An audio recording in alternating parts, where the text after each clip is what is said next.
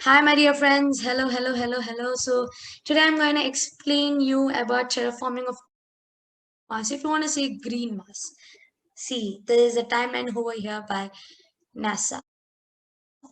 So actually, now NASA created some plan. Now building up the atmosphere, what we have to do? Increasing the pressure. We have to increase the atmospheric pressure of the Mars because it is just 1% less than Earth's. And for that, we have to, like, we can consume the carbon dioxide and water from polar caps, soil, and minerals. We know this. And changing air chemical compositions, like importing ammonia, importing hydrocarbons, importing hydrogen, using fluorine compounds through the present day technology is the second plan. And building up the water content. Melted ice, actually, in the North Pole and South Pole of the Mars over here, we have North Pole and South Pole have ice over there. We have to melt those ice so that the 30%, and after melting 30% of Martian land is covered with water, and this is a success. From nearby asteroids, like we can also do it with the nearby asteroids or any nuclear bombs.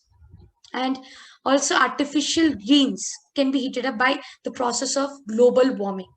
Okay, because we have methane over there, so we can start the greenhouse effect. We can enhance it. Third thing, heating up the planet by enhancing the greenhouse effect, orbiting space mirrors, using nuclear weapons, importing fossil fuels, and also guiding asteroids to hit Mars, through which, same thing guys, if you want to build up the water content, you use these to break those ices. Similar way to bring, to make it, to start a processes, to start a cycles, you need to follow the third step.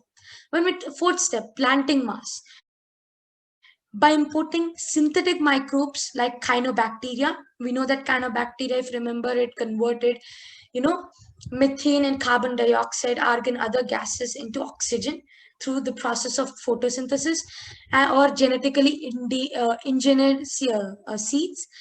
We can use engineered seeds too, so that it is easy. It makes it easier for planting plants on Mars. So Mars colonization, mega scale engineering. We have three here: 3D printed homes, building cities on Mars, laser propelled spaceships. Means now this is something how to colonize Mars. And yeah, so these are the three, things, like the ways to make colonies on Mars. And here we have a timeline. Like you can see, Mars in 90 years, it looks like this, like in the first 90 years. Okay. And in 120 years, something like this, after you melt the ice and those all. And in 150 years, something like this. Okay. And again after 50, again then 50 years like this. So then 70 years, how will, like, here now, you can see the budget over here, like 500 billion USD, 700 billion USD, 900 billion USD, 300 billion USD, and 1.5 trillion. Understand how much cost is it? Something, wow. Like you are spending more than, like, it could be 500, 700, 900. Something it's more than 4 billion, like near between 3 to 4 trillion. Understand the budget being kept on such making terraforming Mars.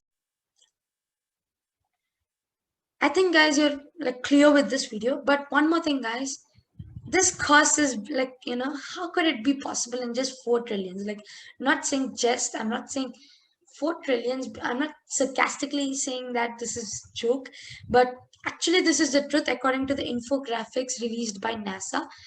But we can't make it out guys. The reason is that, you know like, NASA has spent a lot on its missions, could be in billions, like, on its few missions, but you can't tell that in four, just in trillions you can make this. It may take more than that.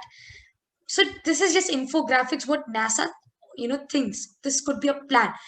This is how we can, like, make Mars a green Mars. But if you see the timelines, I think I'll become older. I may exist or not, I can't see this Mars, but I hope, like, this Mars would, look like Earth. Okay, guys. So I'm done with my video. Thank you. Signing off, Agastya.